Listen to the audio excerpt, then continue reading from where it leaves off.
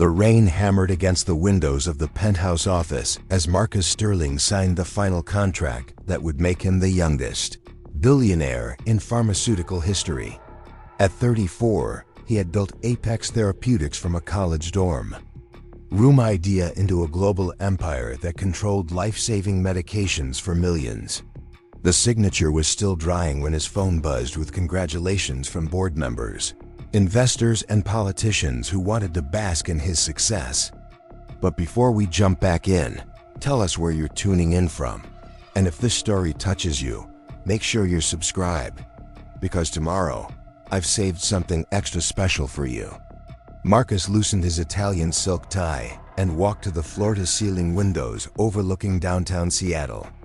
The city sparkled below him like scattered diamonds, each light representing lives that his company's medications touch daily. He should have felt triumphant, but something hollow gnawed at his chest.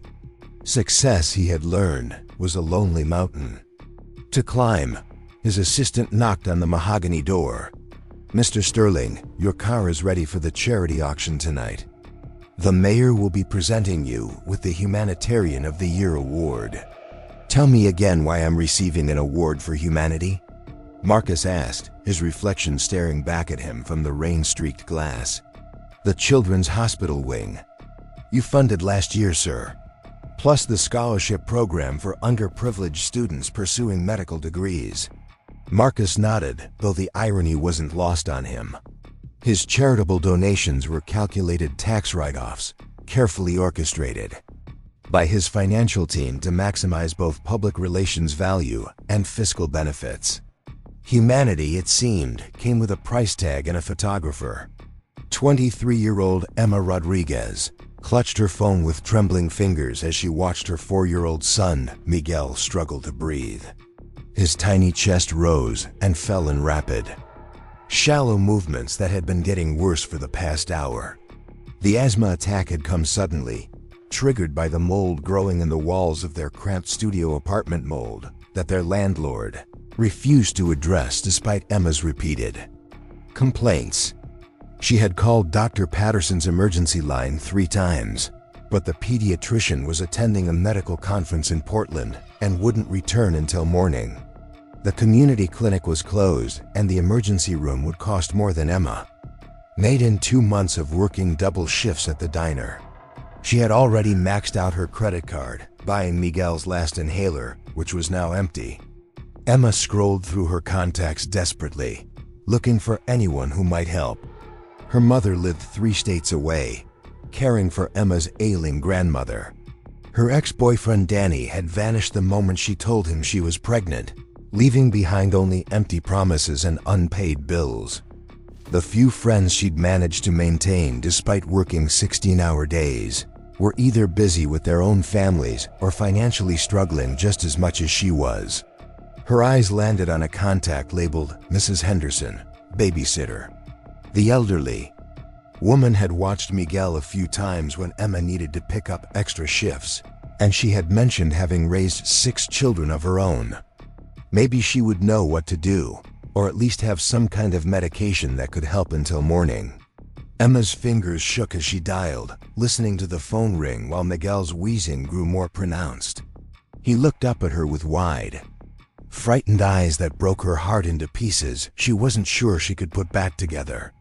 Please answer," she whispered into the darkness of their small apartment. The phone rang 4 times before a deep, unfamiliar voice answered. "This is Marcus Sterling." Emma froze, confusion mixing with panic. "I'm sorry, I think I have the wrong number. I was trying to reach Mrs. Henderson about watching my son." "There's no Mrs. Henderson at this number," the voice replied, though something in his tone softened. "Are you all right? You sound distressed." Emma almost hung up, but Miguel chose that moment to have a particularly severe coughing fit that left him gasping for air. The sound carried clearly through the phone, and she heard the man on the other end inhale sharply. "Is that a child?" Marcus asked, his voice immediately alert. "What's happening?" "My son is having an asthma attack," Emma said, tears streaming down her face. I can't afford to take him to the emergency room, and I don't have anyone else to call. I'm sorry for bothering you. Wait, don't hang up, Marcus said quickly. How old is your son? 4, Emma replied, wiping her nose with her sleeve. He's had asthma since he was 2, but it's never been this bad. I used his last inhaler yesterday, and I can't afford another one until next week when I get paid. Marcus was quiet for a moment, and Emma could hear him moving around, the sound of papers rustling and a door closing. What's your address? What? Your address? I'm coming to help. Emma's heart hammered against her ribs. You don't understand, I called you by mistake. You don't even know me. You have a sick child who needs help, Marcus said, and she could hear car keys jingling. That's all I need to know. What's your address?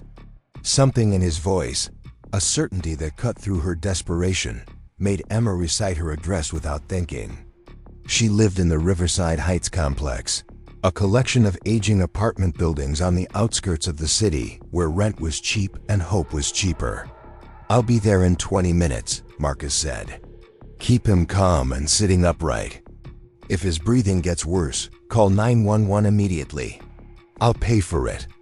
The line went dead, leaving Emma staring at her phone in bewilderment. She had no idea who Marcus Sterling was, or why a stranger would drop everything to help her son. But Miguel's labored breathing reminded her that questions were a luxury she couldn't afford right now. She gathered Miguel into her arms, feeling how his small body trembled with each difficult breath. Someone's coming to help us, baby, she whispered, smoothing his dark hair away from his sweaty forehead. Mama's going to take care of you. Meanwhile, Marcus Sterling sat in the back of his Tesla as his driver navigated through the rainy Seattle streets toward an address he'd never heard of. He had been on his way to accept an award for humanitarian efforts, dressed in a tuxedo that cost more than most people's monthly rent. Instead, he found himself racing toward a neighborhood that his GPS seemed reluctant to acknowledge existed. He used the drive to make calls, first to his personal physician, Dr. Williams, waking him from sleep. Marcus, it's almost 10 o'clock. What's the emergency? I need you to meet me at an address with everything necessary to treat a severe asthma attack in a 4-year-old child. Money is no object. Dr. Williams, accustomed to his wealthy patients' unusual requests, didn't hesitate. Preparing and narrating this story took us a lot of time, so if you are enjoying it, subscribe to our channel. It means a lot to us. Now back to the story. Text me the address. I'll be there in 30 minutes with a full emergency kit. Marcus's second call was to his head of security, James Morrison, a former Marine who had been protecting the Sterling family for 8 years. Mr. Sterling shouldn't you be at the charity auction right now? Change of plans. I need you to research everything you can about Riverside Heights apartments, specifically any safety violations, code infractions, or ownership information. I also need a background check on Emma Rodriguez, but keep it discreet. Sir, is there a security concern? Marcus looked out the window as they passed from the gleaming downtown district into an area where streetlights flickered and storefronts were protected by security gates. I'm not sure yet. Just get me the information. His third call was the most difficult. Dr. Sarah Chun had been his closest friend since medical school, before Marcus had abandoned his dream of becoming a doctor to pursue the more lucrative path of pharmaceutical development. She now ran a free clinic in one of Seattle's most underserved neighborhoods. Marcus Sterling calling at 10 p.m. on a Thursday night, Sarah answered, amusement in her voice. Let me guess, you need a date for another boring society function. Sarah, I need a favor, and I need you to not ask questions until later. The tone in his voice immediately sobered her. What's wrong? I'm heading to help a child with a severe asthma attack. The mother can't afford medical care. I have Dr. Williams coming, but I might need someone who understands how to navigate the system for people without insurance. Since when do you make house calls to strangers? Since tonight, apparently. Can you help or not? Text me the address. I'll bring some supplies and meet you there." As Marcus ended the call, he realized he couldn't remember the last time. He had acted on pure instinct rather than calculated strategy. Everything in his life was planned, measured, and optimized for maximum benefit. Yet here he was, racing across the city to help a woman whose name he'd only learned 5 minutes ago. The Tesla turned into the Riverside Heights complex, and Marcus felt his stomach tighten. The buildings were clearly decades old, with peeling paint and boarded-up windows scattered throughout. Laundry hung from fire escapes despite the rain. And the parking lot was a patchwork of potholes filled with murky water. This wasn't just poverty, this was systematic neglect. His driver pulled up to Building C, Unit 247, and Marcus stepped out into the rain. He looked completely out of place in his $1,000 tuxedo, but he didn't care. Somewhere in that crumbling building was a 4-year-old boy who couldn't breathe, and a mother who had accidentally dialed his number in her darkest moment. Marcus took the stairs 2 at a time, his leather shoes slipping slightly on the worn concrete steps. The hallway smelled of mildew and something he couldn't identify but didn't want to. He found apartment 247 and knocked gently. "Emma, it's Marcus Sterling. I'm here to help." The door opened immediately, revealing a young woman with long dark hair, pulled back in a messy ponytail, and eyes red from crying. She wore scrubs that had seen better days and looked like she hadn't slept in weeks. But what struck Marcus most was the way she held herself, exhausted but determined, defeated but not broken. "You actually came," she said, disbelief evident in her voice. "I said I would," Marcus replied, then looked past her to see a small boy sitting on a worn couch, struggling to breathe. Every protective instinct Marcus didn't know he possessed kicked into overdrive. "How is he?"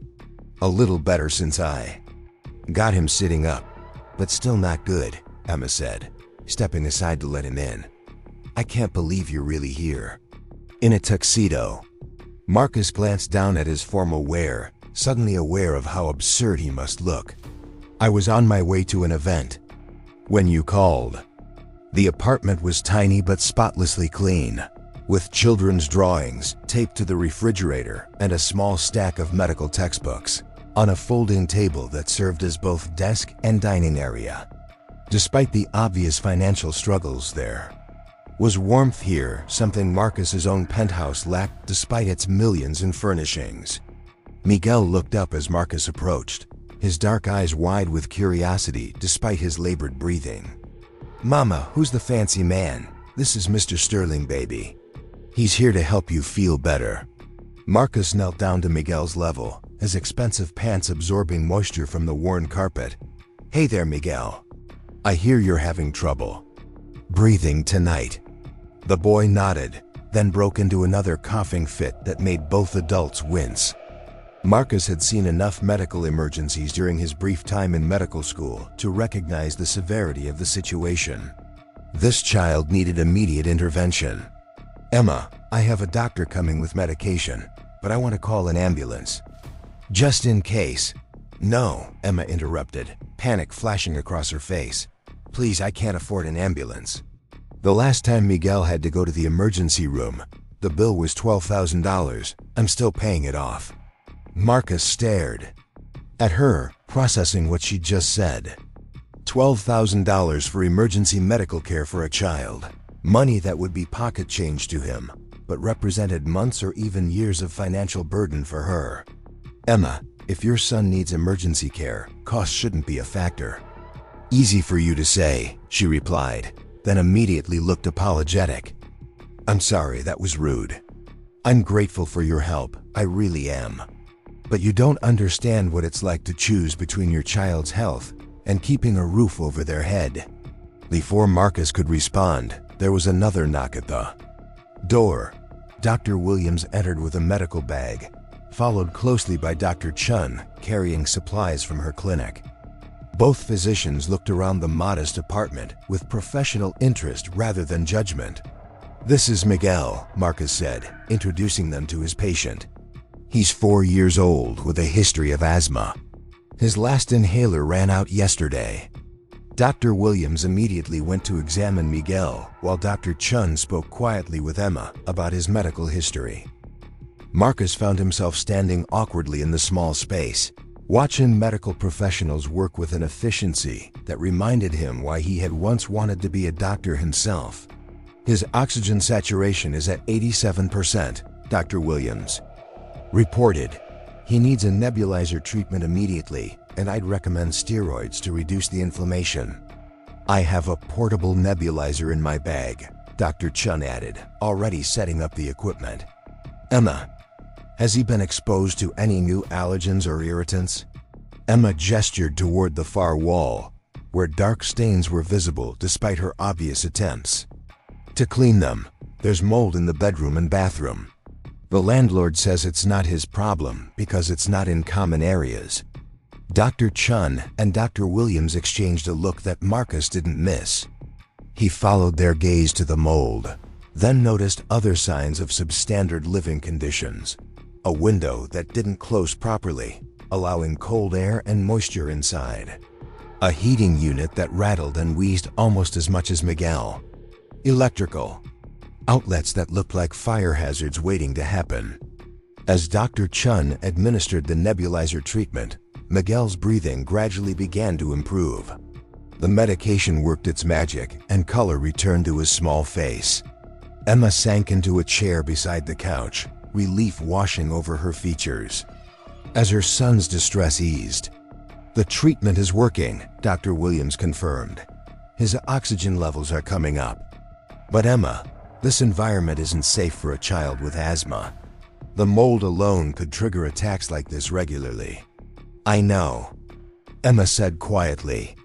"I've been looking for another place, but everything I can afford has the same problems, and everything without problems costs 3 times what I make." Marcus listened to this exchange with growing anger, not at Emma, but at a system that forced a mother to choose between financial stability and her child's health. He thought about his own childhood, growing up in a mansion with a full-time nurse on staff, never wanting for anything. The contrast was staggering. "Emma," he said suddenly, "who owns this building?" She looked surprised by the question. "Some company called Meridian Properties." "Why?" Marcus pulled out his phone and began typing rapidly. Meridian Properties was a subsidiary of a larger real estate corporation that specialized in low-income housing.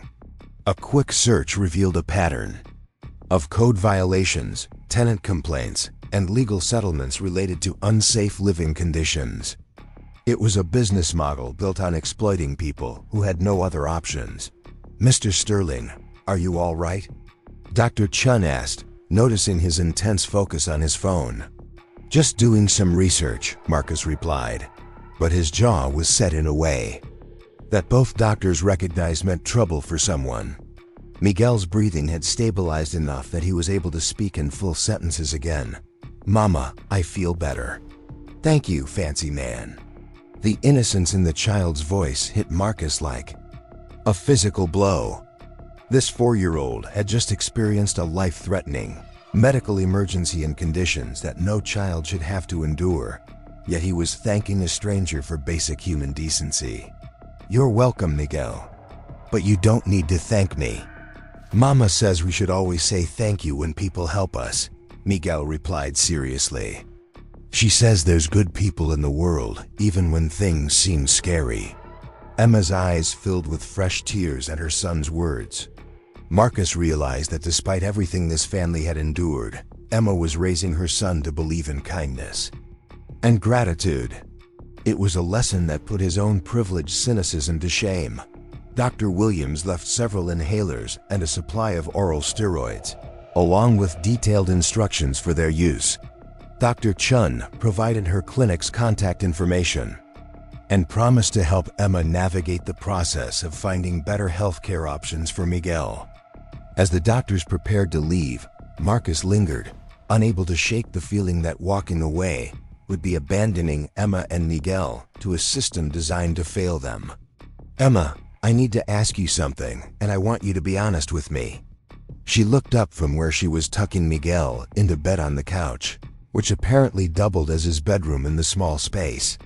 "How long have you been living like this?" Emma was quiet for a long moment, then sat down across from him. "Miguel and I have been here for 2 years.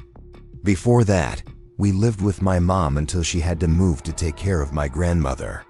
I was in nursing school then, but I had to drop out when Miguel was born because I couldn't afford childcare and tuition." "What about Miguel's father?" Emma's expression hardened. "Danny left when I was 6 months pregnant. Said he wasn't ready to be a father and couldn't handle the responsibility. I haven't heard from him since." Marcus felt another surge of anger on behalf of this woman who had been abandoned by everyone who should have supported her. "So you've been doing this alone for 4 years?" "Miguel and I take care of each other," Emma said simply. "I work at Murphy's Diner on 5th Street double shifts when they let me. The pay isn't great, but the owner, Mrs. Murphy, lets me bring Miguel to work sometimes when I can't find childcare." "What about assistance programs, government aid?" Emma gave him a look that was equal parts exhausted and frustrated. "I make just enough to not qualify for most programs, but not enough to actually live without struggling. It's like being stuck in the middle, too poor to be comfortable, but not poor enough to get help." This revelation hit Marcus harder than he expected. He had always assumed that America's social safety net, while imperfect, at least caught the people who were truly in need. The idea that someone could work full-time and still live in conditions that threatened their child's health challenged everything he thought he knew about poverty and opportunity. "Emma, I want to help, but I need you to trust me. Can you do that?" She studied his face carefully, as if trying to read his intentions. "I don't understand why you're here. People like you don't usually care about people like me." "People like me?" "Rich people, successful people, people who have choices." Marcus considered her words, recognizing the truth in them. How many times had he driven past neighborhoods like this without giving them a second thought? How many Emma Rodriguez's had crossed his path without him noticing their struggles? "You're right," he admitted. "I don't usually get involved in situations like this, but tonight feels different. When you called me by accident, something changed." "What changed?" Marcus looked around the small apartment, then at Miguel sleeping peacefully on the couch, his breathing finally steady and easy. "I remembered why I wanted to become a doctor before I chose to become a businessman instead." Emma's expression softened slightly. "You wanted to be a doctor?" "I was in medical school when my father died and left me his pharmaceutical company. I chose money over medicine, and I've been telling myself it was the practical decision ever since."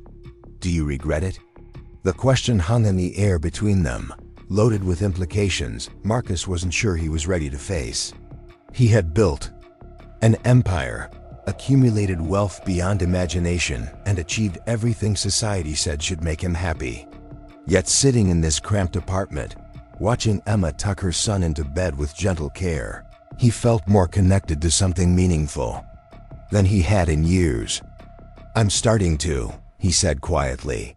Emma seemed to understand that this admission cost him something. "Mr. Sterling, I appreciate everything you've done tonight, but I need you to know that I don't want charity. I've worked for everything, Miguel, and I have, and I'm proud of that." "This isn't charity," Marcus replied. I'm not sure what this is yet." Before Emma could respond, Marcus's phone rang. He glanced at the screen and saw his assistant's name. "Mr. Sterling, the mayor has been asking where you are. The Humanitarian award ceremony was supposed to start an hour ago." Marcus looked at Emma, then at Miguel sleeping soundly for the first time in hours, then back at his phone.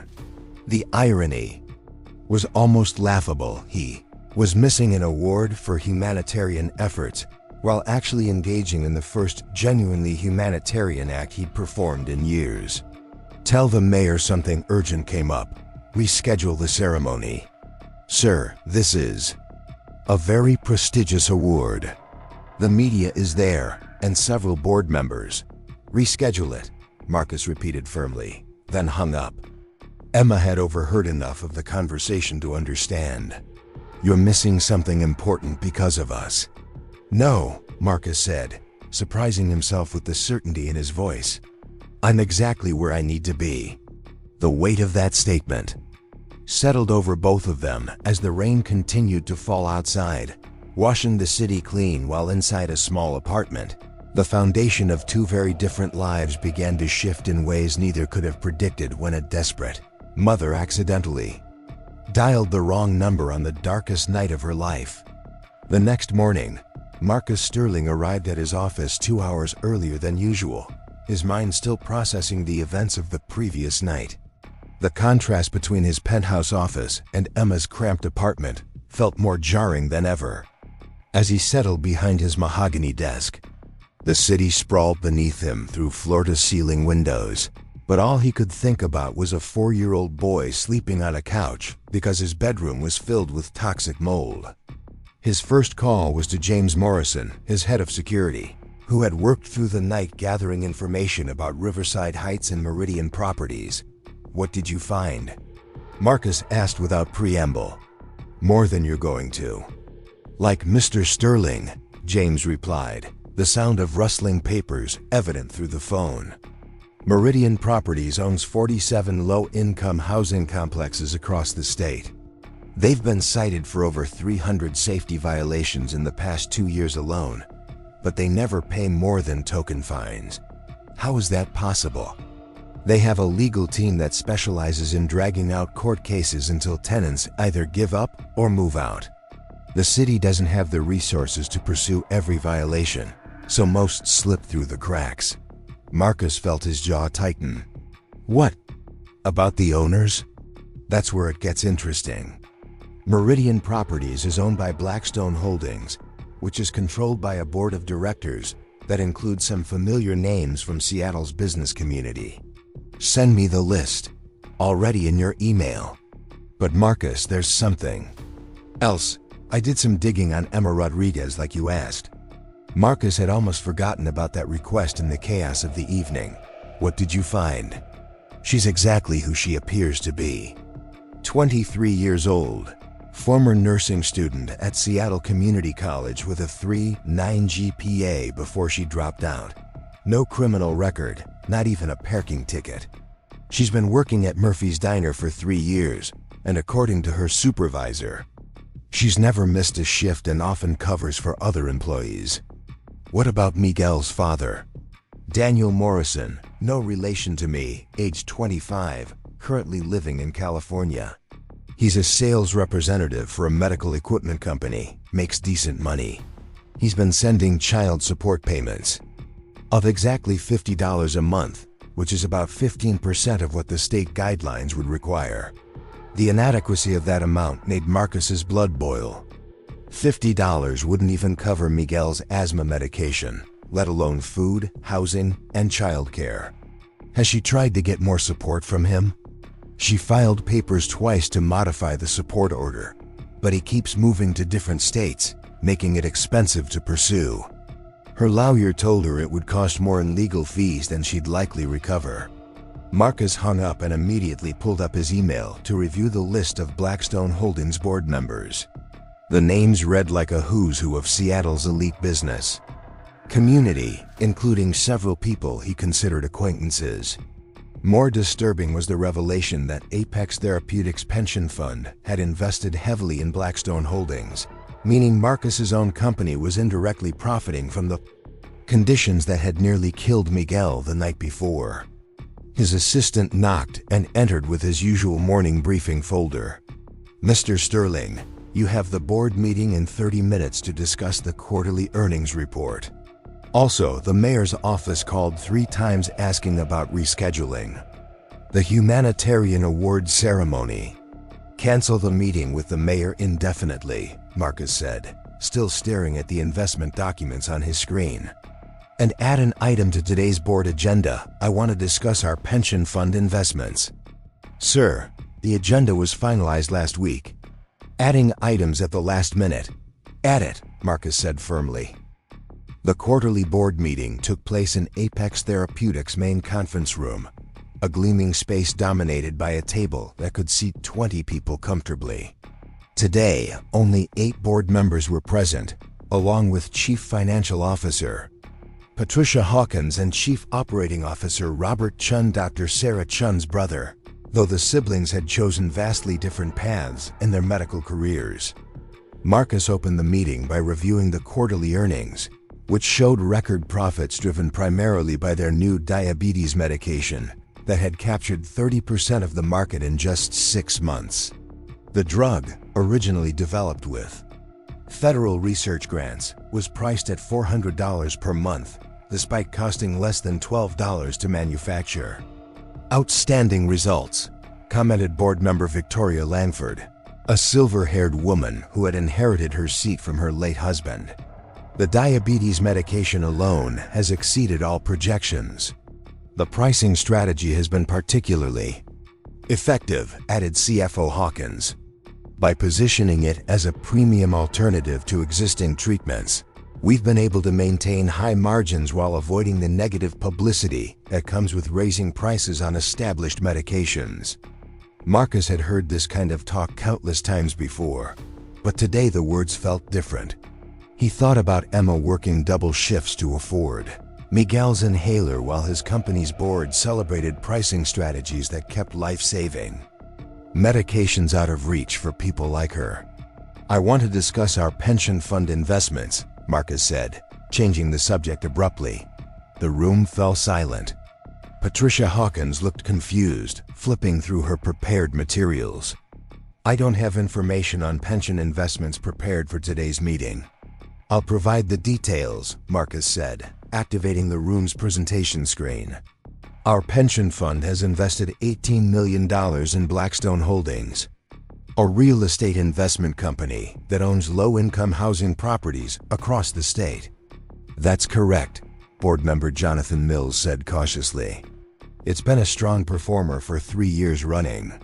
"Is there a problem?" Marcus clicked to the next slide, which showed photographs of Riverside Heights apartments and similar properties owned by Meridian Properties. The images revealed peeling paint, broken windows, exposed wiring, and obvious signs of mold and water damage. "These are some of the properties our pension fund is invested in. Last night, I visited one of these apartments where a 4-year-old boy nearly died from an asthma attack triggered by mold exposure that the landlord refuses to address." The board members exchanged uncomfortable glances. Victoria Langford cleared her throat. "Marcus, while that's certainly unfortunate, our fiduciary responsibility is to our employees' retirement security. We can't make investment decisions based on isolated incidents." "Isolated incidents?" Marcus clicked to another slide showing hundreds of safety violations across Blackstone Holdings properties. "This is a systematic pattern of neglect that we're profiting from." Robert Chun leaned forward. "Marcus, I understand you're concerned about social responsibility, but these investments generate reliable returns that help secure our employees' futures. We can't sacrifice their retirement security for feel-good gestures." "Feel-good gestures?" Marcus's voice rose slightly. "We're talking about children living in conditions that threaten their health while we profit from their misery." "That's rather dramatic language," commented board member David Park. "These are legal business investments in a regulated industry. If there are problems with specific properties, that's a matter for local authorities to address." Marcus realized he was facing the same kind of calculated indifference that had allowed him to build his fortune without considering its human cost. The board members weren't evil people, they were simply operating within a system that rewarded financial returns over human welfare, just as he had done for years. "I'm calling for a vote to divest our pension fund from Blackstone Holdings," Marcus announced. The silence that followed was deafening. Patricia Hawkins looked like she might faint.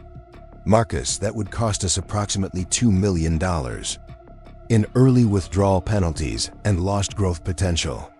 Our actuaries have projected." "I don't care about the actuaries," Marcus interrupted. "I care about the fact that we're financing child endangerment." Jonathan Mills stood up, his face flushed with anger. This is exactly the kind of emotional decision-making that ruins companies. You're the CEO, not a social worker. Your responsibility is to shareholders and employees, not to every sob story that crosses your path. Every sob story? Marcus repeated, his voice dangerously quiet. A child nearly dying because we're too greedy to ensure basic habitability standards is a sob story? What's happened to you? Victoria Langford asked, genuine concern in her voice. Yesterday you were focused on business fundamentals. Today you're talking like some kind of activist. Marcus looked around the table at faces he'd known for years, people who had supported his vision and helped build Apex Therapeutics into a pharmaceutical giant. For the first time, he saw them clearly intelligent, successful individuals who had somehow convinced themselves that profit margins mattered more than human dignity. What happened to me, Marcus said slowly, is that I remembered why I went into medicine in the first place. You didn't go into medicine, Robert Chun pointed out. You went into business. I was going to be a doctor before my father died. I wanted to help people, to save lives. Instead, I built a company that puts profit ahead of patients' needs. The room erupted in overlapping conversations as board members expressed shock, concern, and in some cases, anger at Marcus's apparent change of heart. Victoria Langford banged her pen on the table like a gavel. This is clearly an emotional response to whatever happened last night, she said firmly. I suggest we table this discussion until you've had time to consider the full implications of what you're proposing. The only thing I need to consider, Marcus replied, is how I can look at myself in the mirror knowing that we price medications out of reach for families like Emma and Miguel Rodriguez. Who are Emma and Miguel Rodriguez? Patricia Hawkins asked. Marcus realized he had mentioned their names without thinking. The mother and son I helped last night. Emma is a single mother working 2 jobs who can't afford her son's asthma medication because our pricing makes it impossible for working families to access the care they need. One family situation doesn't justify abandoning sound business principles, David Park argued. We have stockholders, employees, and stakeholders who depend on our continued profitability. What about our responsibility to the patients who depend on our medications to stay alive? Our responsibility is to develop safe, effective treatments and bring them to market, Jonathan Mills said. Pricing is determined by market forces and regulatory frameworks. We're not a charity. Maybe we should be, Marcus said quietly. The statement hung in the air like a challenge. For several moments, nobody spoke. Then Victoria Langford addressed the elephant in the room. Marcus, I think you need to take some time off. This kind of thinking suggests you're under tremendous stress. Perhaps a vacation, or better yet, a sabbatical to get some perspective. I don't need perspective, Marcus replied. I need to figure out how to fix what we've broken. Robert Chun pulled out his phone and began typing rapidly. I'm calling an emergency consultation with our legal team. If the CEO is making decisions based on emotional instability rather than fiduciary responsibility, the board may need to take action to protect the company. The threat was clear, though not explicitly stated.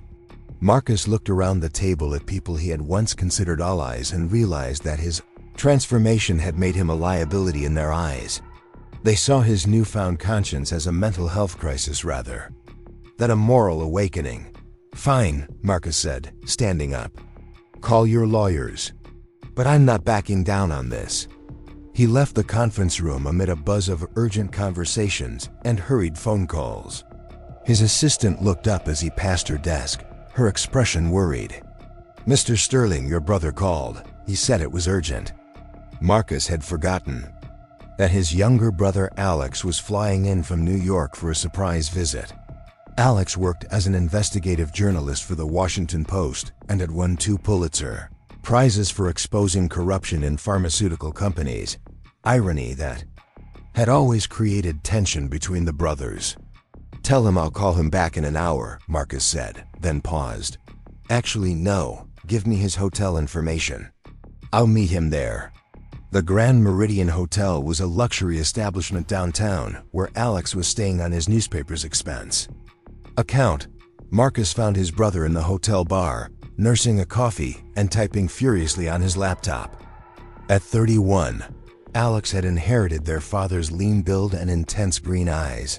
But where Marcus projected corporate polish, Alex maintained the slightly rumpled appearance of someone who cared more about truth than image. Well, Alex sighed, looking up as Marcus approached. The pharmaceutical prince himself. I was beginning to think you'd forgotten how to return phone calls. I've been busy, Marcus replied, settling into the chair across from his brother. So I hear. Mom mentioned you missed some big humanitarian award ceremony last night. That's not like you. You never miss an opportunity for good publicity. Marcus ordered a whiskey despite the early hour. Things change. Alex studied his brother's face with the keen observation skills that made him an excellent investigative reporter. What's going on, Marcus? You look like you haven't slept, and Mom said you sounded strange when you called to cancel dinner plans. I helped a family last night, a mother and her 4-year-old son. You help families all the time through your charitable foundation. What made this different? Marcus told Alex about the accidental phone call, about finding Emma and Miguel in their mold-infested apartment, about learning that his own company's investments were profiting from the conditions that had nearly killed a child. As he spoke, he watched his brother's expression shift from casual interest to intense focus. Let me get this straight, Alex said when Marcus finished. You randomly received a call from a desperate mother, went to help her sick child, and discovered that your company is financially invested in the slumlord who's endangering that child's health? That's a simplified version, but yes. Alex leaned back in his chair, a slow smile spreading across his face. Marcus, do you have any idea what you've stumbled into? A complicated situation that's about to cost me my job if I keep pushing for changes. You've stumbled into the biggest story I've been chasing for 2 years, Alex said, pulling up files on his laptop. I've been investigating the connections between pharmaceutical companies and predatory real estate investments. Most drug companies are quietly invested in the same properties that house the patients they're pricing out of healthcare. Marcus felt a chill run down his spine.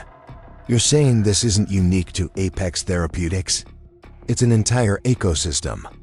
Alex explained, turning his laptop screen toward Marcus. Pharmaceutical companies maximize profits by pricing medications beyond the reach of low-income patients.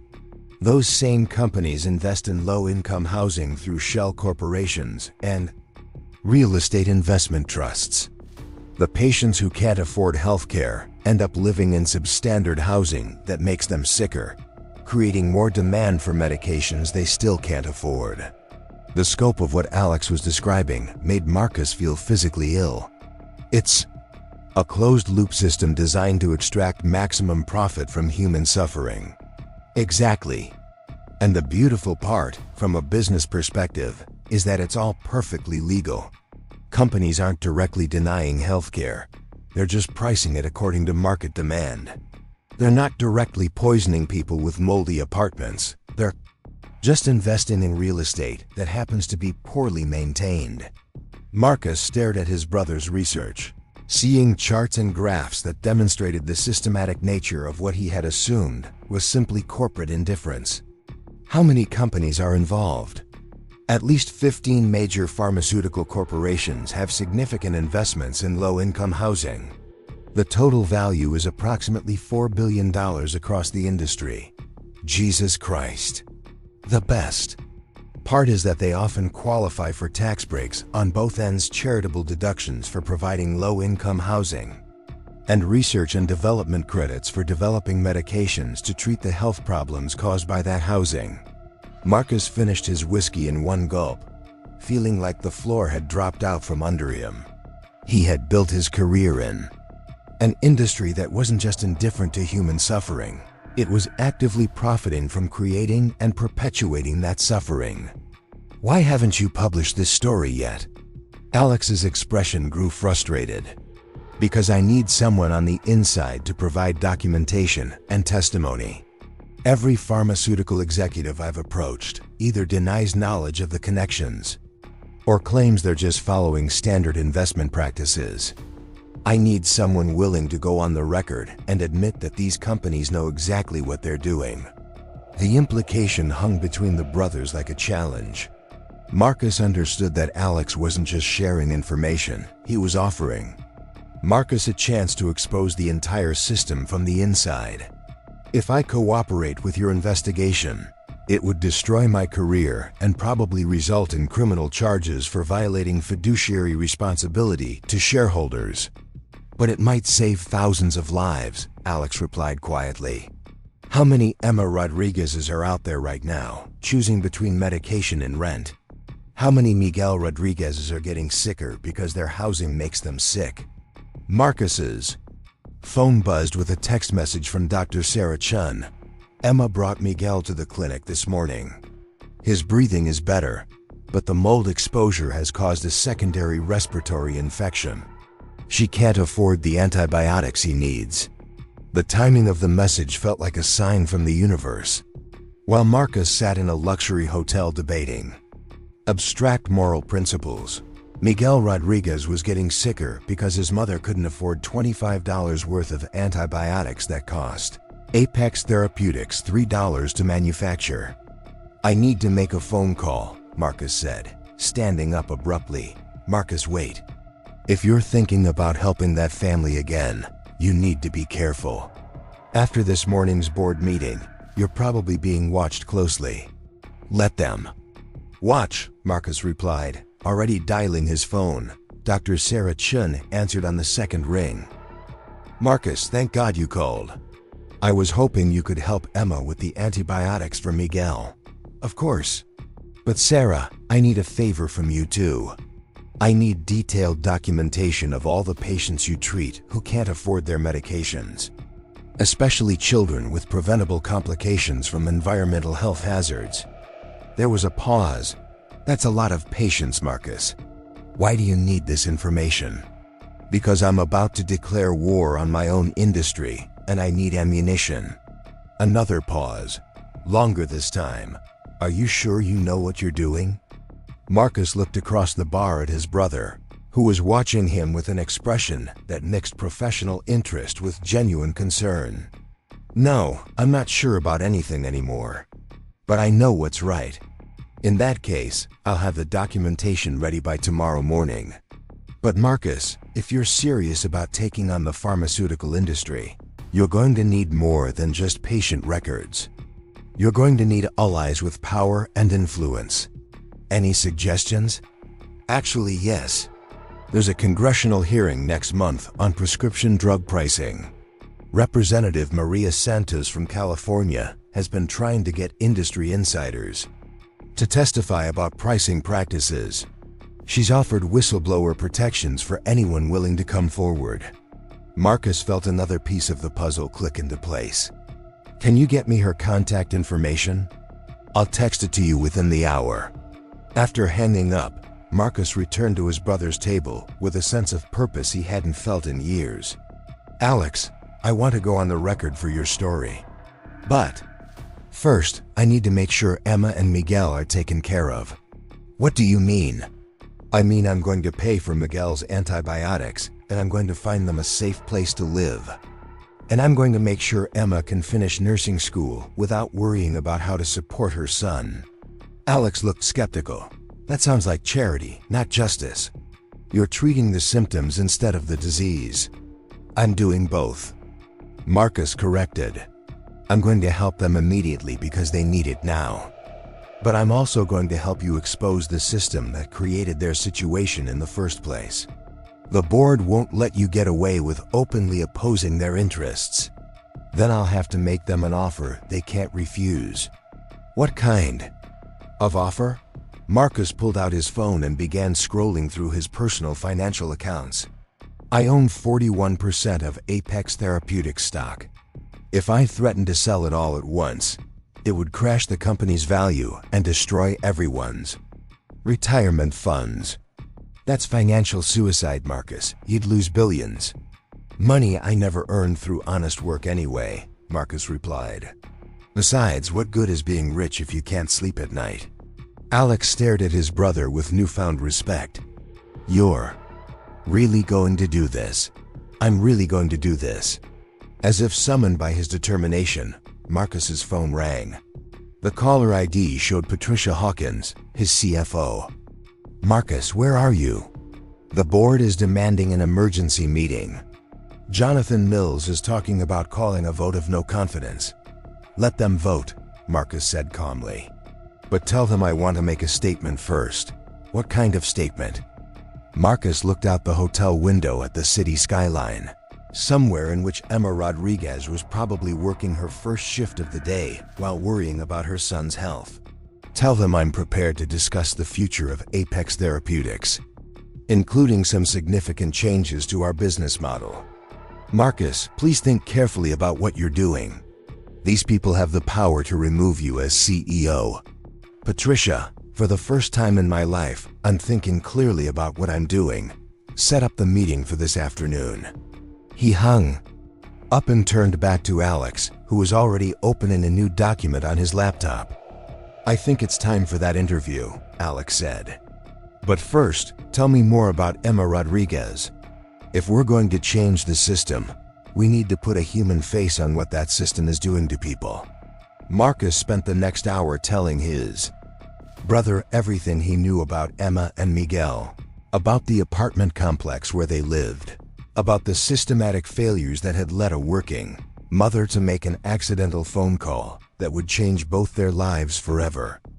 As he spoke, Marcus realized that Emma Rodriguez had given him something more valuable than she could possibly know. She had given him a mirror in which he could finally see himself clearly, not as the successful CEO he pretended to be, but as a man who had spent years building wealth on other people's suffering, while telling himself he was helping the world. The reflection wasn't flattering, but it was honest. And for Marcus Sterling, honesty was the first step toward redemption. The emergency board meeting was scheduled for 3 o'clock that afternoon, giving Marcus just enough time to visit Emma and Miguel before facing what might be his final confrontation as CEO of Apex Therapeutics.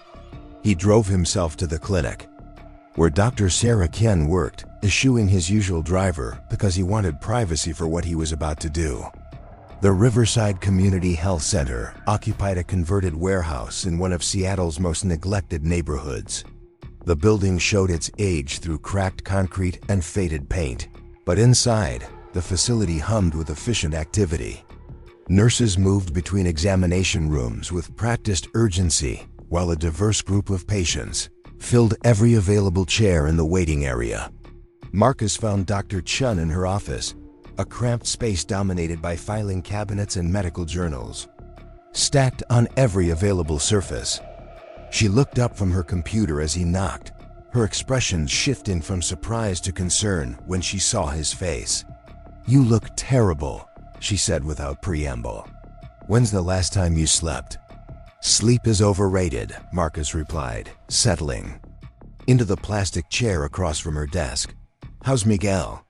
"Responding well to the antibiotics.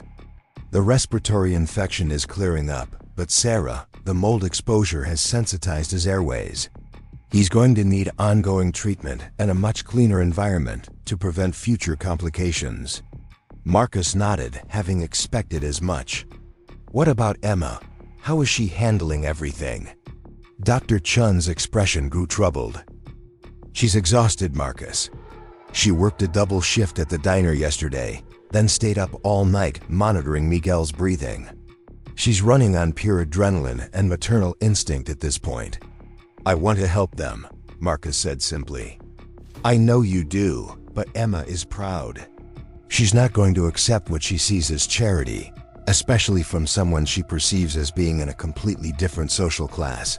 What if it's not charity? What if it's something else?" Dr. Chun leaned back in her chair, studying Marcus's face with the analytical gaze she usually reserved for difficult diagnoses. "What do you mean?" Marcus pulled out his phone and showed her a job posting he had spent the morning crafting. Apex Therapeutics is creating a new position, community health liaison. The job involves visiting low-income housing developments, documenting health hazards, and connecting residents with appropriate medical care. The salary is $60,000 a year, plus full health benefits for the employee and their family. Dr. Chun read the job description carefully, her eyebrows rising with each line. "This is a real position?" "It will be if Emma accepts it." The job description is tailored to her background. She has nursing training.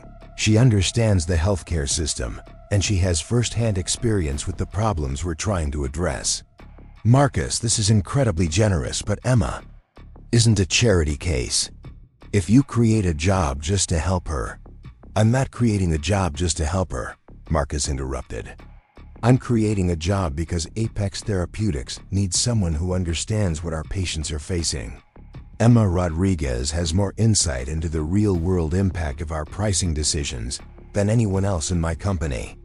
Dr. Chun looked skeptical. "Your board is going to approve hiring a single mother with no college degree for a $60,000 position?" "My board is about to have bigger problems than Emma's qualifications," Marcus said grimly. "Is she here now?" "She's in the children's play area with Miguel. He's feeling much better, so she brought him in for a follow-up appointment and some vaccines he was behind on." Marcus followed Dr. Chun through the clinic's narrow hallways to a small room filled with donated toys and colorful murals painted by local artists. He found Emma sitting on the floor, helping Miguel build a tower with oversized foam blocks. The 4-year-old looked dramatically healthier than he had 3 nights ago, his cheeks pink and his breathing easy. "Mr. Sterling!" Miguel exclaimed, abandoning his blocks to run toward Marcus. "Look, I can breathe good now." Marcus knelt down to Miguel's level, accepting the enthusiastic hug that followed. "I can see that, buddy. You look much stronger." Emma stood up more slowly, brushing dust from her jeans. She wore a different set of scrubs today, these ones newer but still showing signs of frequent washing. Her hair was pulled back in the same practical ponytail, but Marcus noticed the dark circles under her eyes and the way she moved as if every muscle ached. "Mr. Sterling, I wasn't expecting to see you here," she said, wariness creeping into her voice. "Is everything all right?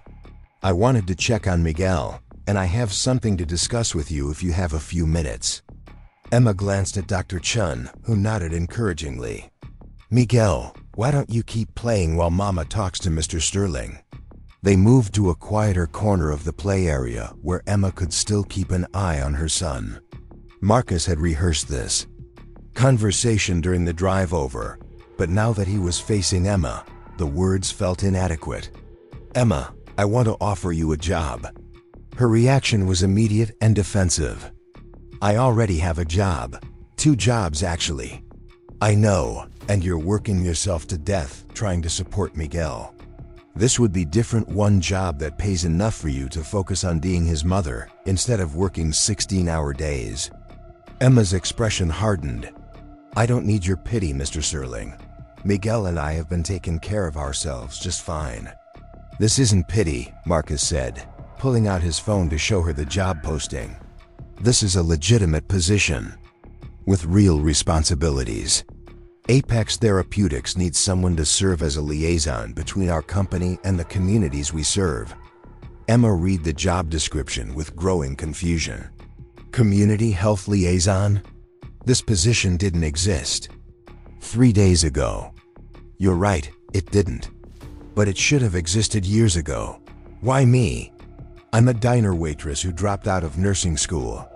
You could hire someone with an actual degree, someone with experience in corporate settings." Marcus met her gaze directly.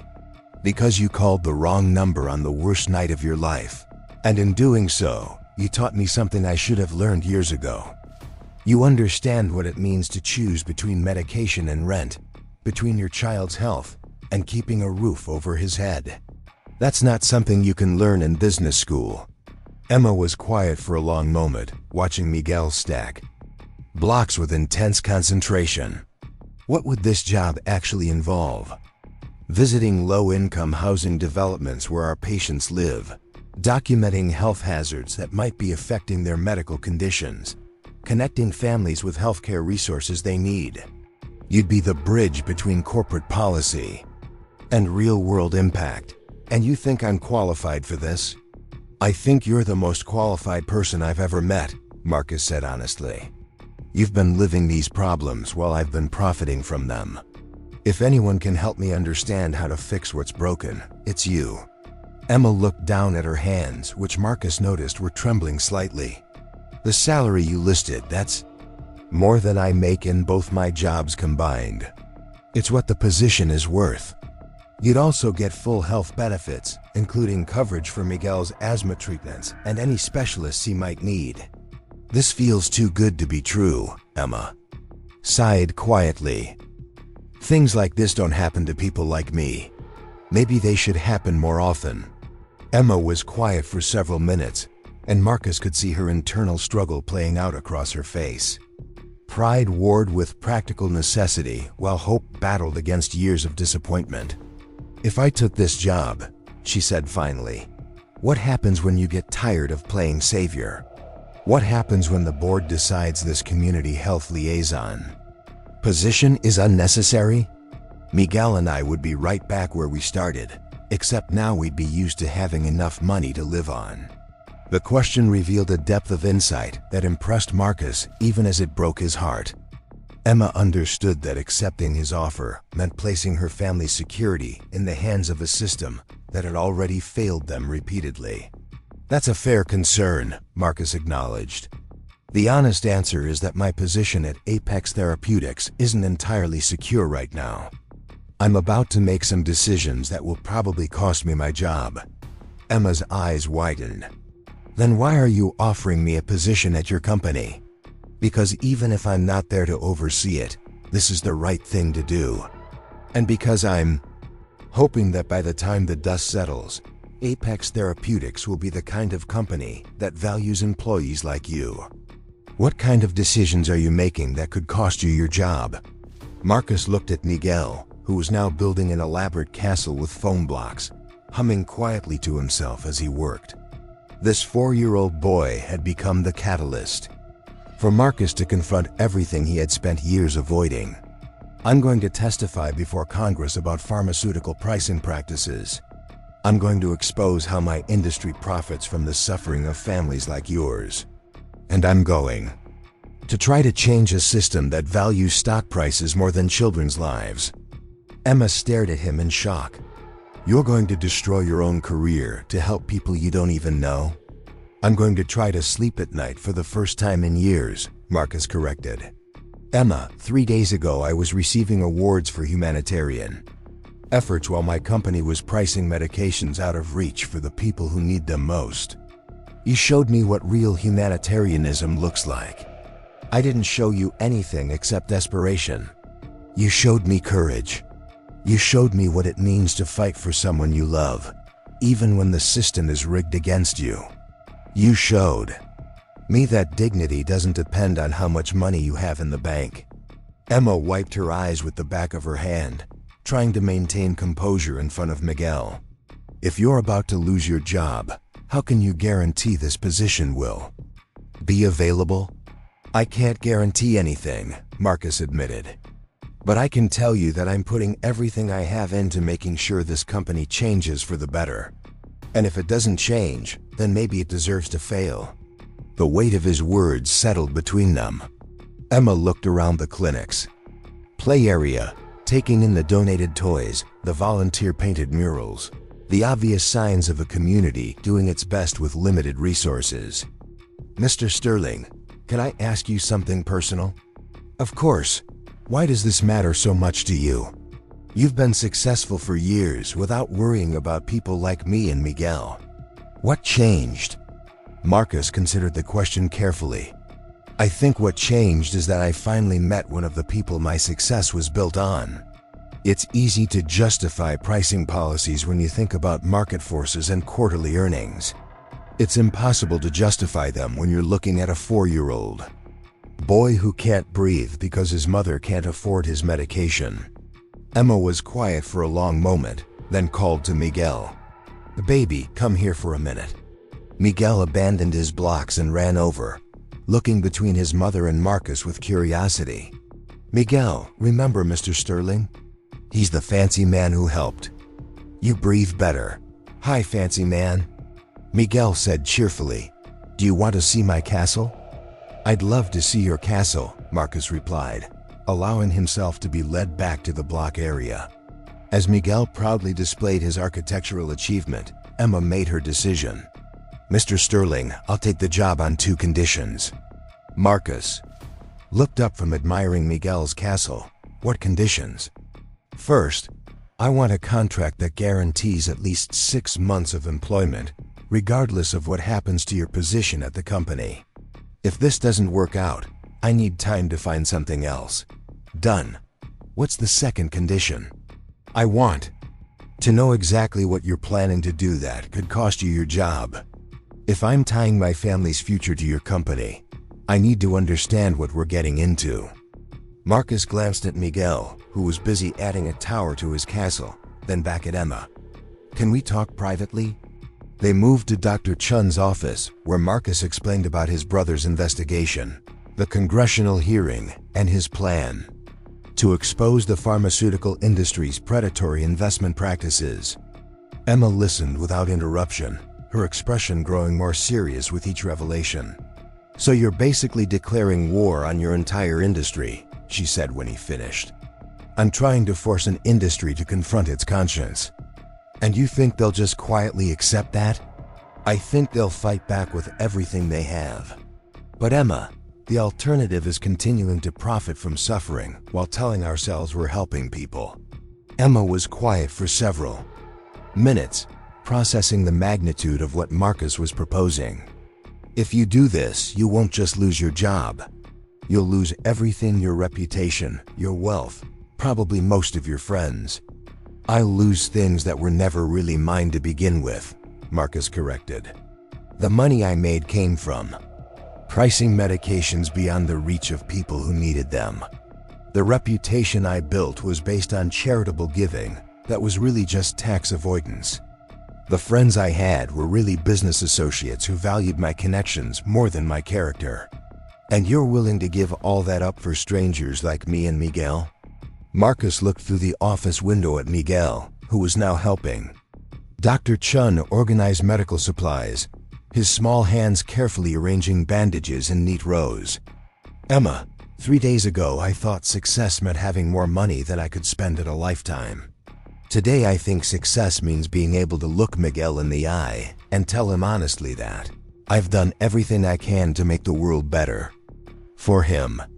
Emma followed his gaze to her son, who was chattering happily with Dr. Chun about the different types of bandages. "Okay," she said quietly. "Okay, I'll take the job. And okay, I'll help you however I can with what you're trying to do." Marcus felt a surge of relief and gratitude that surprised him with its intensity. "Thank you, Emma. You have no idea what this means to me." "Actually, I think I do," she replied. "Sometimes doing the right thing is the scariest option available, but it's still the right thing." They spent another hour working out the details of Emma's employment, including her start date, benefits package, and initial responsibilities. Marcus arranged for her to receive a company credit card for travel expenses and a laptop for documenting her findings. Most importantly, he set up a trust fund that would ensure Miguel's medical care regardless of what happened to either of their jobs. As they prepared to leave the clinic, Dr. Chun pulled Marcus aside. "I hope you know what you're doing," she said quietly. "I hope so too. But even if I don't, it's better than what I was doing before." "Which was what?" "Pretending that good intentions were enough while ignoring the consequences of my actions." Dr. Chun studied his face with the same analytical intensity she had shown earlier. "You know, when we were in medical school together, I always thought you'd end up changing the world somehow. I just assumed it would be through scientific breakthroughs, not corporate whistleblowing. Maybe this is my scientific breakthrough, Marcus replied.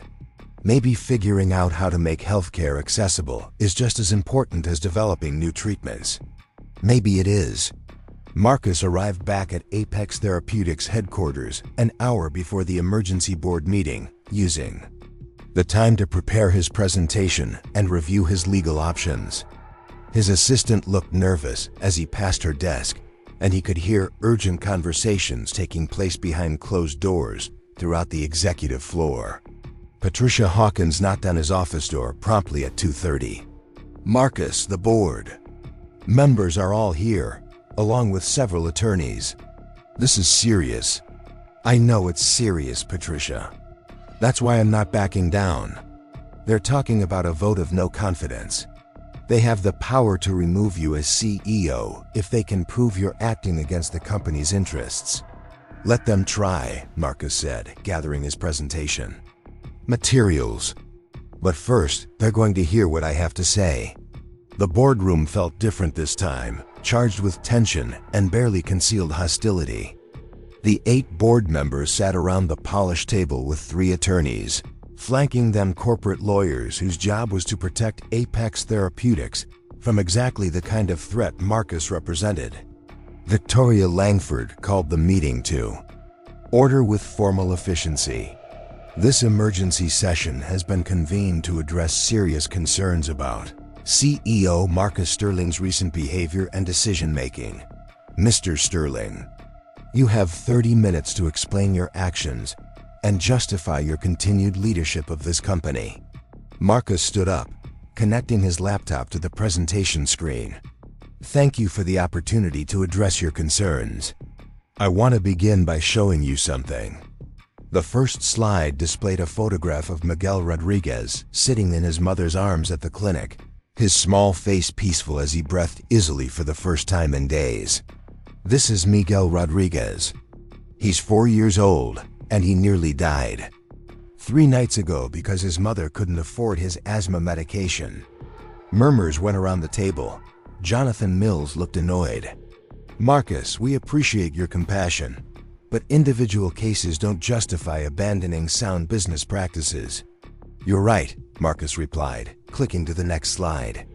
Individual cases don't justify anything, but systematic patterns do. The screen now showed a map of Seattle with red dots marking every location where Apex Therapeutics had documented cases of patients unable to afford their medications. The map was covered in red dots, particularly concentrated in low-income neighborhoods. These are just the cases we know about, Marcus continued. Our patient assistance programs reach less than 12% of the people who qualify for help. The other 88% either go without medication or choose between medicine and other necessities. That's not our responsibility, David Park interjected. We're a pharmaceutical company, not a social services agency. Marcus clicked to the next slide, which showed Apex Therapeutics' investment portfolio. Actually, we are a social services agency. We just don't admit it.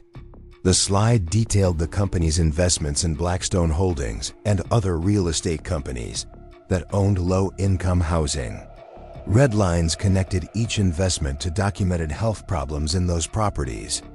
We price medications out of reach for low-income patients. Then we invest in the substandard housing that makes those patients sicker, creating more demand for medications they still can't afford. We've created a closed-loop system of profit extraction from human suffering. The room erupted in angry voices. Victoria Langford banged her pen on the table for order. These are serious accusations, Marcus, she said coldly. Do you have evidence to support these claims?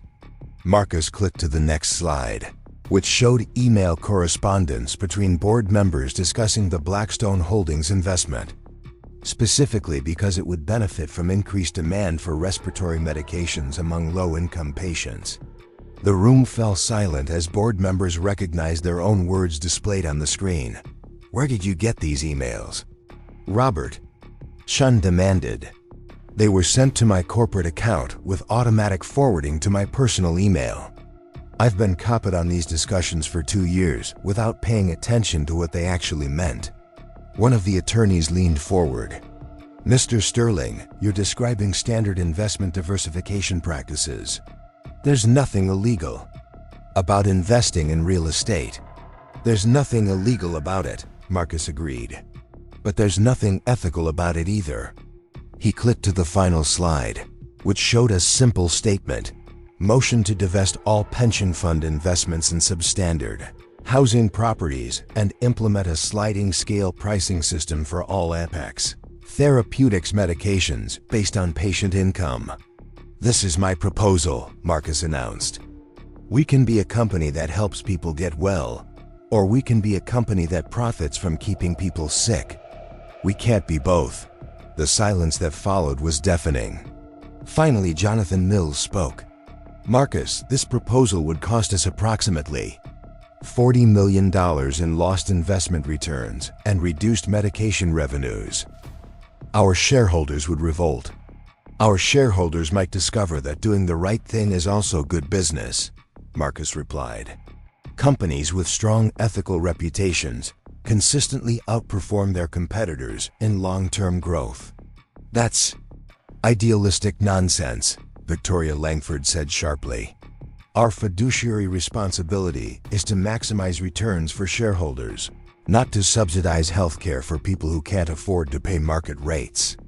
Our fiduciary responsibility, Marcus corrected, is to build a sustainable business that creates value for all stakeholders, not just shareholders. That includes patients, employees, and the communities we serve. David Park stood up abruptly. This is exactly what we were afraid of. Marcus has clearly suffered some kind of breakdown that's affecting his judgment. I move for an immediate vote of no confidence. Seconded, said Robert Chun. Victoria Langford looked around the table. All in favor of a vote of no confidence. In CEO Marcus Sterling, 6 hands rose around the table. Marcus felt a strange sense of relief as he watched his corporate career end with the raising of hands. The motion passes, Victoria Langford announced. Marcus Sterling is hereby removed as CEO of Apex Therapeutics, effective immediately. Marcus gathered his presentation materials calmly. Thank you for the opportunity to serve this company. I hope someday you'll understand that I was trying to save it, not destroy it.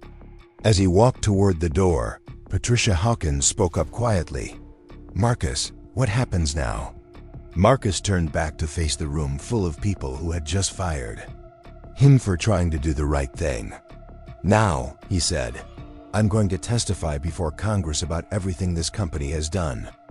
And I'm going to make sure Emma Rodriguez and Miguel Rodriguez have a better future than the one we've been offering them. He left the boardroom with his head held high, knowing that he had finally found the courage to become the man he had always meant to be.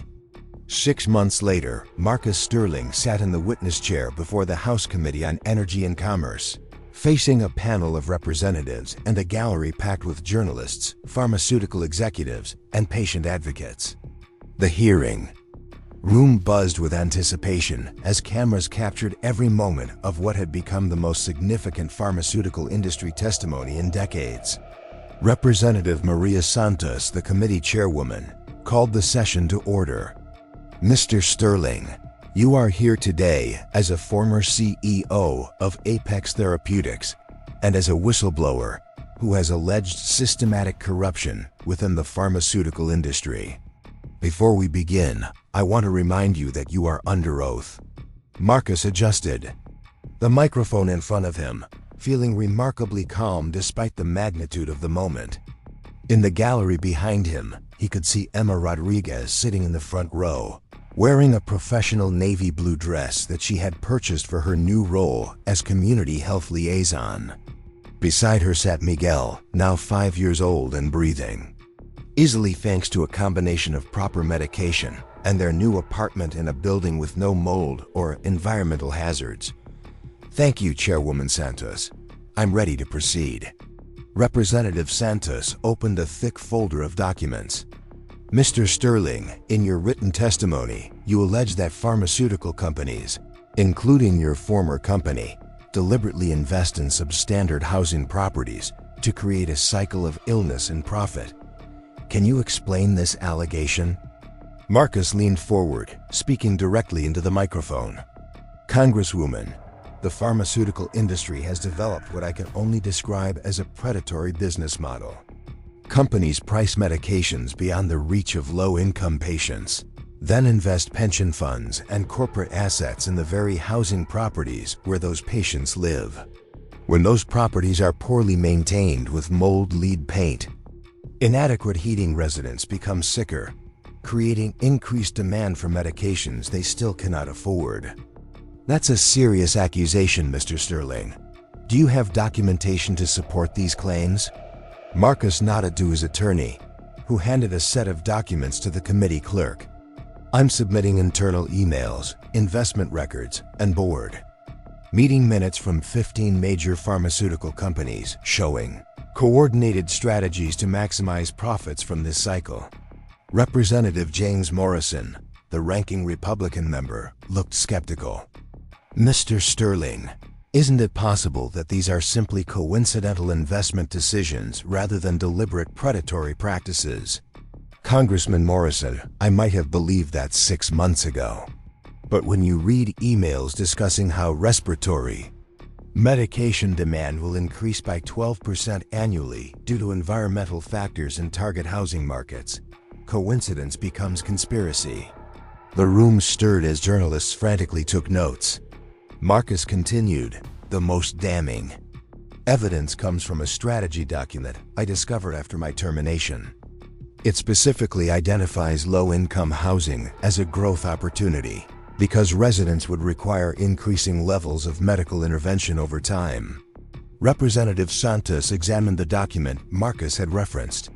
Mr. Sterling, this document appears to be signed by executives from multiple pharmaceutical companies. Are you suggesting industry-wide coordination? I'm not suggesting it, Congresswoman. I'm stating it as fact.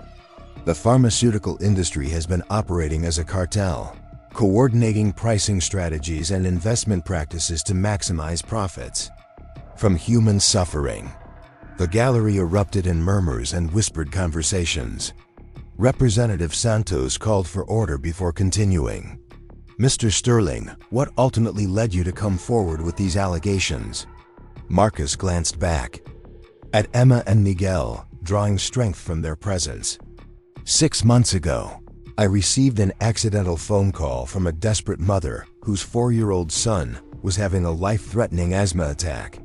She couldn't afford his medication, and she lived in housing conditions that were making him sicker. When I investigated, I discovered that my own company was profiting from both sides of her suffering. Can you elaborate on that? We priced her son's asthma medication at $400 per month while investing millions in the slumlord, who refused to address the mold problem that triggered his attacks. We were literally poisoning children and then charging their families impossible amounts to treat the illnesses we helped create. Representative Morrison leaned forward. Mr. Sterling, with respect, isn't this simply how market economics work?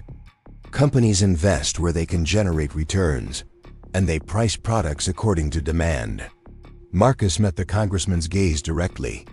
Congressman, if market economics require children to choose between breathing and eating, then market economics are fundamentally broken.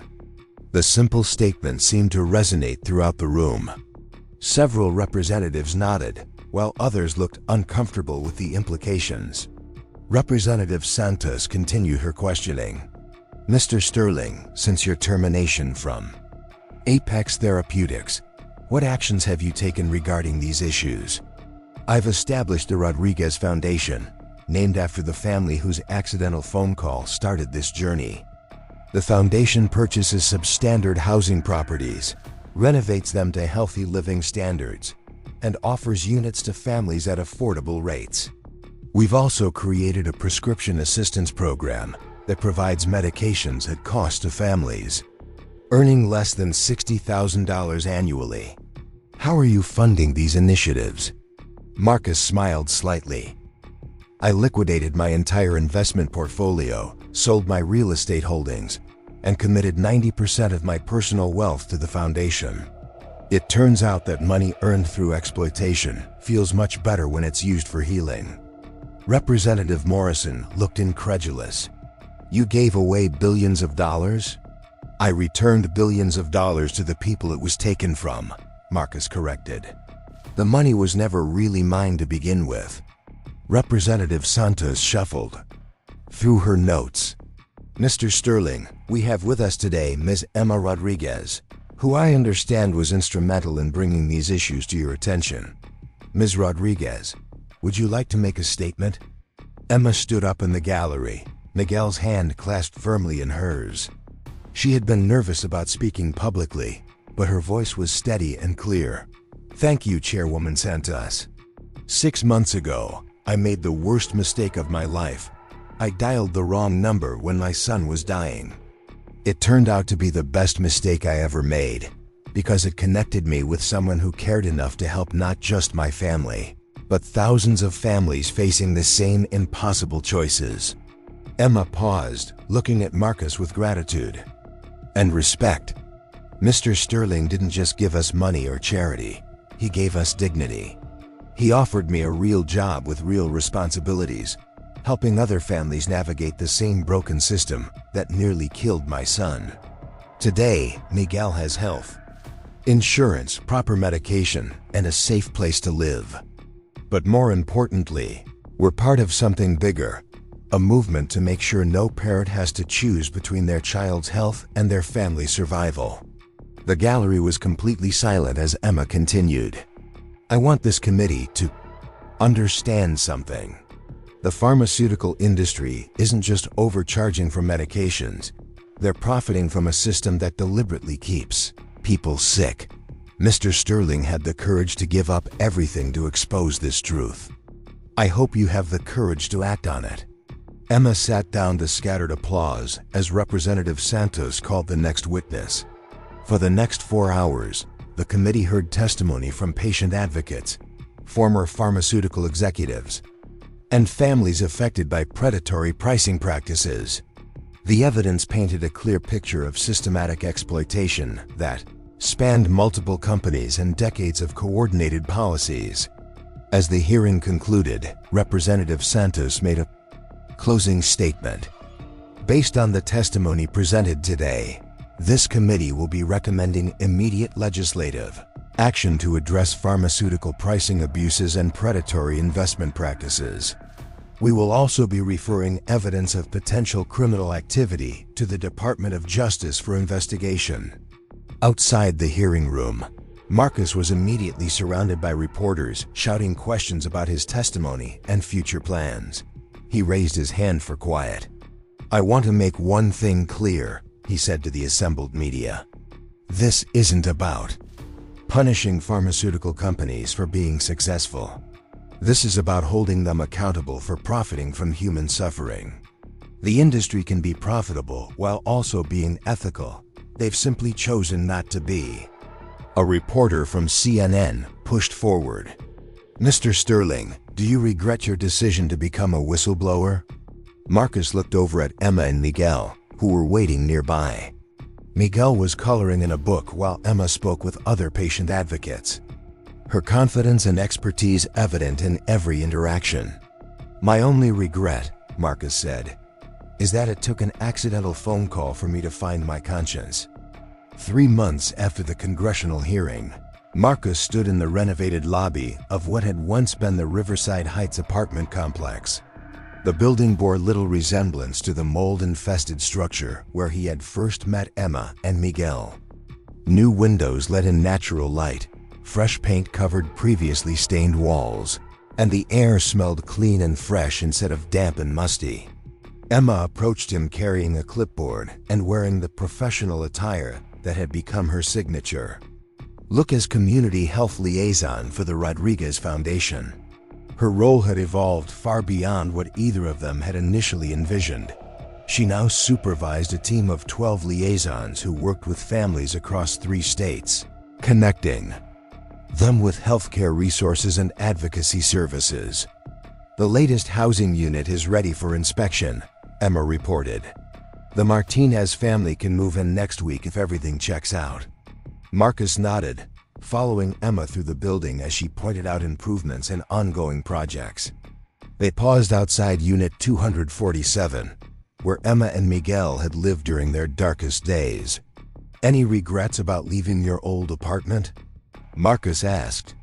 Emma laughed, a sound that had become much more frequent over the past months. "I don't miss the mold or the broken heating, but I do miss the simplicity sometimes. Life was harder then, but it was also simpler. Now I feel responsible for helping solve problems that seem impossible to fix." "Welcome to having a conscience," Marcus replied. "It's inconvenient but necessary." They continued their tour, stopping at the building's new community center where Miguel was attending an after-school program. The 5-year-old looked up from his art project as they entered, his face lighting up when he saw Marcus. "Mr. Marcus, look what I made." Miguel held up a drawing showing 2 stick figures, one tall, one small, standing next to a building under a rainbow. The word "Friends" was written across the top in careful kindergarten handwriting. "That's beautiful, Miguel." "Who are the people in the picture?" "That's you and me," Miguel explained seriously. "And that's our building where sick people get better." Marcus felt his throat tighten with emotion. "Can I keep this picture?" "Yes, but you have to promise to put it somewhere important." "I promise." As they left the community center, Emma noticed Marcus's unusually quiet mood. "Are you all right? You seem distracted." Marcus pulled out his phone and showed her a news alert. The Department of Justice announced indictments against 6 pharmaceutical executives this morning, including 3 from my former board of directors. Emma read the headline with satisfaction. "Good. They deserve whatever consequences they face." "I keep thinking about something you said at the congressional hearing about how my giving up everything to expose the truth was courageous. But the real courage was yours, Emma. You survived years of impossible choices while raising Miguel alone. You maintained your dignity and your values even when the system was designed to break you." Emma was quiet for a moment, watching Miguel through the community center window as he helped younger children with their art projects. "I think courage isn't about making one big heroic gesture," she said finally. "It's about getting up every day and choosing to do the right thing, even when the right thing is hard." Marcus nodded, understanding that Emma had just summarized the lesson he had spent his entire adult life learning. 6 months later, Marcus Sterling, former billionaire, CEO turned full-time philanthropist, stood before a room full of pharmaceutical executives at the Industry Ethics Summit, an annual conference that had taken on new significance following the congressional hearings and subsequent criminal prosecutions. "Ladies and gentlemen," Marcus began, "a year ago, I stood where many of you stand today, convinced that maximizing profits was not only acceptable but admirable, regardless of the human cost. I was wrong." The audience was politely attentive, but clearly skeptical. Marcus had expected nothing less. "I'm not here to lecture you about morality or to suggest that pharmaceutical companies should operate as charities. I'm here to demonstrate that ethical business practices are not only morally superior, they're more profitable in the long term." He clicked to his first slide, showing revenue data from companies that had implemented sliding scale pricing. For medications, companies that have adopted income-based pricing models have seen increased market share, improved public relations, and higher employee retention rates. When you stop pricing people out of healthcare, you create more customers, not fewer. A hand went up in the audience. "Mr. Sterling, how do you reconcile lower unit prices with shareholder expectations for growth?" "By expanding your customer base," Marcus replied. "When medications are accessible to working families, demand increases exponentially. You make more money by selling affordable products to many people than by selling expensive products to a few." He clicked to the next slide, showing data from the Rodriguez Foundation's Prescription Assistance Program. In our first year of operation, we've provided medications to over 50,000 patients who previously went without treatment. The total cost to participating pharmaceutical companies was less than what they typically spend on annual executive bonuses. But the impact on brand loyalty and market penetration has been substantial. Another executive raised her hand. What about research and development costs? How do we fund innovation if we're not charging premium prices? Marcus had anticipated this question. R&D costs are legitimate business expenses that should be reflected in pricing. But they don't justify charging $400 for a medication that costs $12 to manufacture. There's a difference between fair profit and predatory pricing. The presentation continued for another hour with Marcus fielding questions that ranged from genuinely curious to overtly hostile.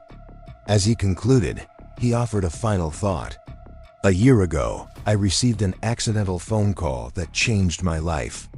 It forced me to confront the reality that my success was built on other people's suffering. I'm here today to suggest that this INDUSTR can choose a different path, one that values healing over wealth accumulation. After the conference, Marcus drove to the original Murphy's Diner where Emma had worked her double shifts for 3 years. The owner, Mrs. Murphy, had become something of a local celebrity after Emma's story became public, using her newfound fame to advocate for working families struggling with healthcare costs. Emma was already seated in their usual booth when Marcus arrived, Miguel beside her working on homework that would have been impossible to complete in their old apartment's poor lighting. "How was the pharmaceutical conference?" Emma asked. "About what I expected." Polite interest mixed with barely concealed hostility, but I think I reached a few people. Miguel looked up from his math worksheet. "Mr. Marcus, my teacher says you're famous now. What do you think about that, buddy?" Miguel considered the question with the seriousness that had always characterized his personality.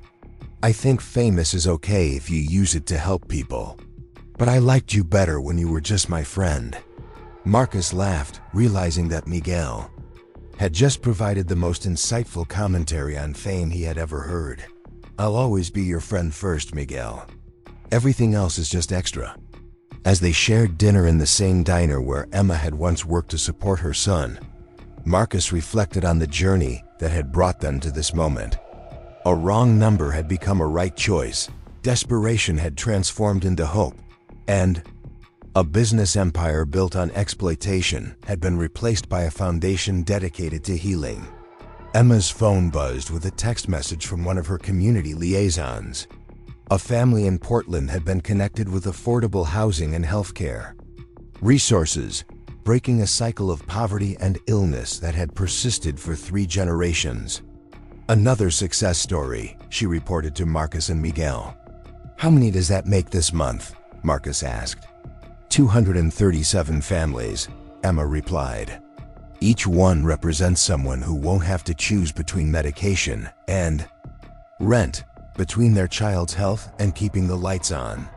Miguel finished his homework and looked up at the 2 adults who had become the most important figures in his young life.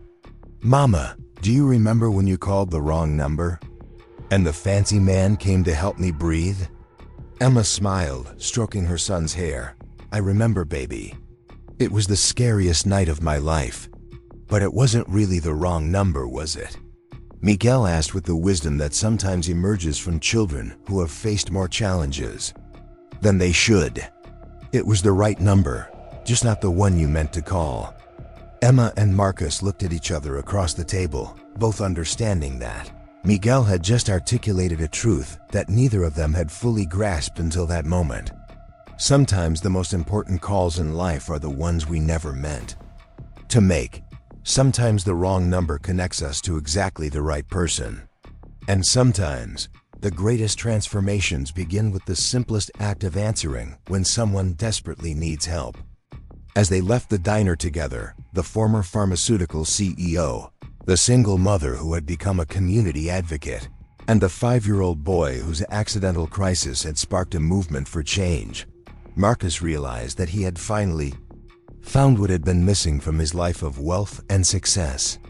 He had found purpose, he had found family, and most importantly, he had found a way to sleep peacefully at night, knowing that his work was making the world a little bit better for children like Miguel Rodriguez.